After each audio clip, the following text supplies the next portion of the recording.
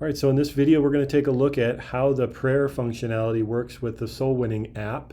And first, we're going to look at the website side. This would be what you as an administrator would be using. So up here on the dashboard navigation, we can see all the additional functions that are available in the Soul Winning app. And right here is prayers. So if we click on this, we can see a list of all the prayer requests that were added by your church members using the app. And so this just builds and you can search it. And so most of the Soul Winning, most of the functionality for the prayer requests is actually in the app.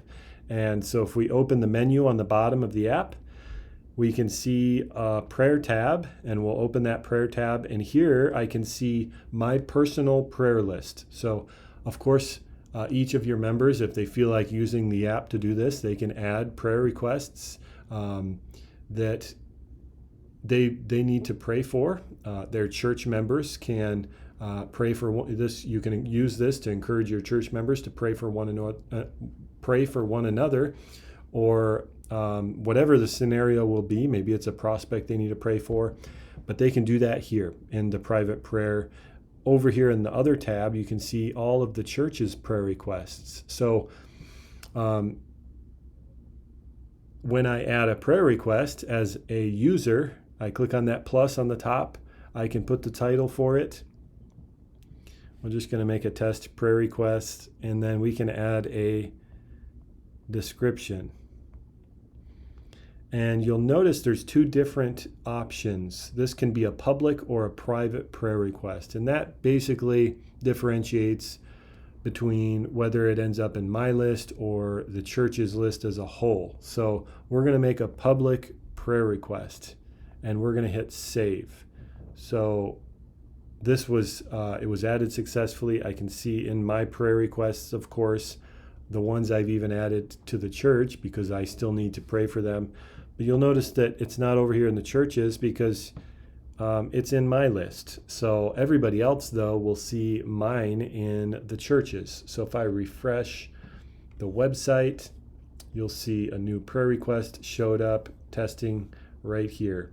So it's unanswered, and all of that can be edited. So if I go over to my prayers, view it, I can see the details of it, and we can edit it, and some of that functionality might change in the future, but in its basic form, that's how you can notify people of prayer requests and get access to those. But let me show you another neat little function about prayer requests that's kind of hidden in a different spot. So if you go over to the profile tab, you'll notice right here there's a button that says prayer notification. So this allows the church to turn on notifications to all of its app users when somebody adds a new public prayer request. So we're going to turn that on, click submit, and now when I go to add a prayer request, we're going to make another test one. Testing 2, we're going to make it public, and we're going to hit save.